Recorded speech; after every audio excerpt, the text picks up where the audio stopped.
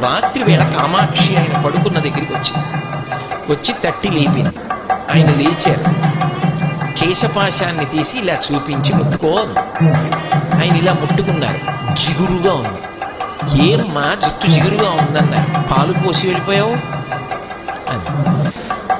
అమ్మా నీ గుడి పునర్నిర్మాణం చేయాలని తాపత్రయపడ్డానమ్మా అన్నారు. ఏమయ్యా గుడి పునర్నిర్మాణం చేయడానికి నువ్వు సంపాదించాలా? నన్ను అడిగితే నేను ఇవ్వను. దానికోసం నా జుట్టు ఇలా వదిలి వెళ్ళిపోయావా? చూడు పాలకంపు ఎంత సువాసనలు రావలసిన జుట్టునది. వెనక్కి వచ్చి అభిషేకం చేయండి. రాత్రికి రాత్రి ఆయన బ్రిటిష్ ప్రభుత్వం వారిని అడిగారు తలుపులు తీయమని. తీశారు. వాళ్ళు గౌరవం ఉంది. వాళ్ళకి ఆ గౌరవం ఉండేది. తలుపులు తీస్తే వారు గబగబా వచ్చి కంచిలో అమ్మవారికి మళ్ళీ అభిషేకం పూర్తి చేశారు. ఆ తర్వాత ఎక్కడి నుంచి వచ్చిందో కాసుల వర్షం పడిపోయింది. ఆ దేవాలయం అంతా పునర్నిర్మాణం చేశారు.